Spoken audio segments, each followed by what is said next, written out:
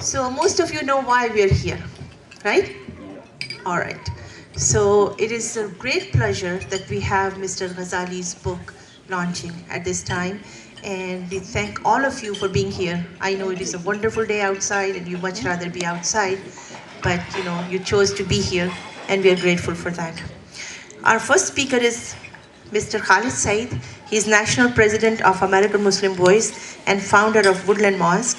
He resides in Sacramento and he's a regular contributor for Daily Democratic of Woodland.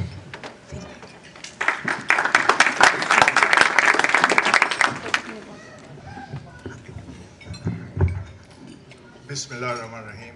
Assalamu alaikum, ladies and gentlemen. May God's peace and blessing be upon all of you.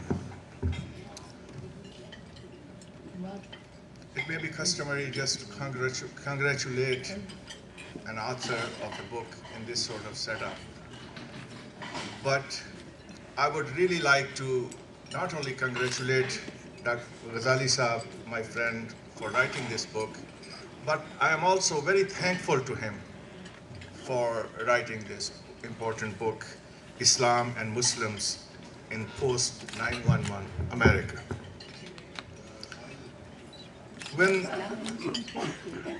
Because this book is basically my story, is a story of our community in these interesting times, and I feel that this story should have been told, and he took time to write it, and I'm grateful for that.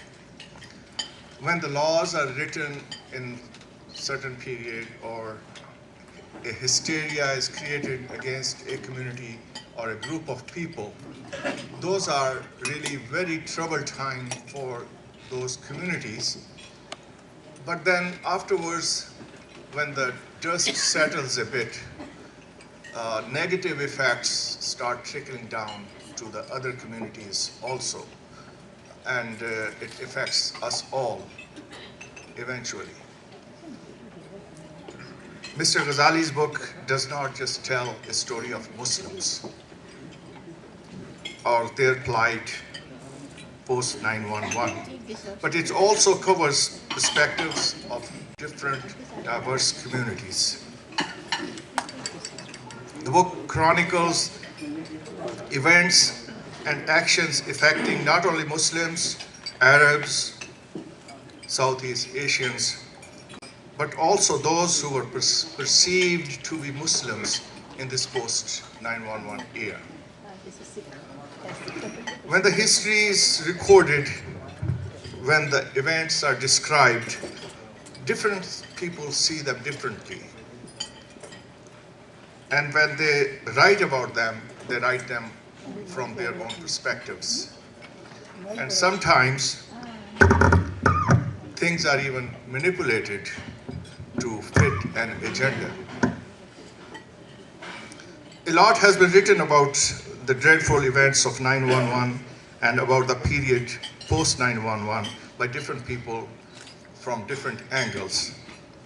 I know that this book was written not in one sitting on a one set specific time.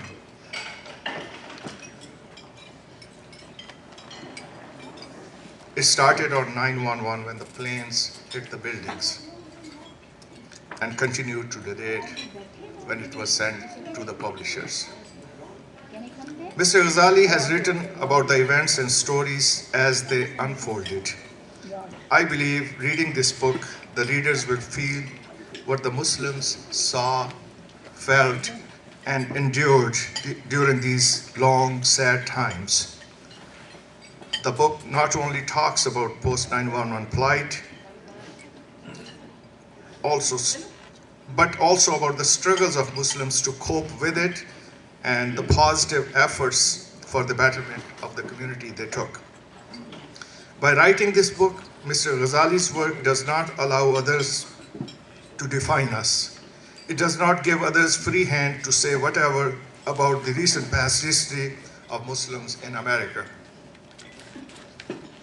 Again, I would like to thank Mr. Ghazali for writing this book. I have no doubt that it will be a great reference source for the historians. Thank you very much.